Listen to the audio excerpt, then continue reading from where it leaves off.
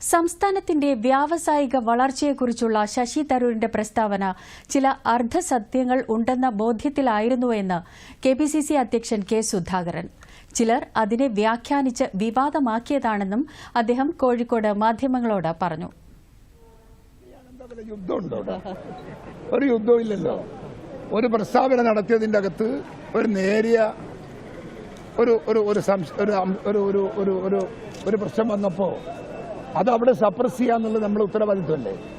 നമ്മളെ നേതാക്കന്മാർ ഞാൻ വിളിച്ചിരുന്നല്ലോ ശശിയെ, അങ്ങോട്ടുള്ള ഒരു അഡ്വാൻസ് ഒന്നും എല്ലാവരും ഞാൻ വളരെ സ്നേഹത്തിൽ നമ്മൾ പെരുമാറി എല്ലാവരോടും ഇനി മേലിൽ അങ്ങനെ ഒരു ഉണ്ടാകരുതെന്ന് പറഞ്ഞ് പാർട്ടി തലത്തിൽ തീരുമാനമെടുത്ത് ആ തീരുമാനത്തോടെ അത് തീർന്നു.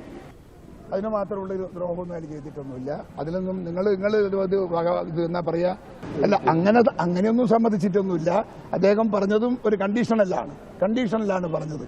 അങ്ങനെ ഒരു പൂർണ്ണമായി അദ്ദേഹം അങ്ങനെ ഒരു കമന്റ് ഒന്നും പറഞ്ഞിട്ടില്ല. ആ കമന്റിനകത്ത് അങ്ങനെ ഒരു അർത്ഥമില്ല. ഡിവൈഎഫ്ഐ പരിപാടിയിൽ ശശി തരൂർ പങ്കെടുക്കില്ലെന്നും കെ സുധാകരൻ വ്യക്തമാക്കി.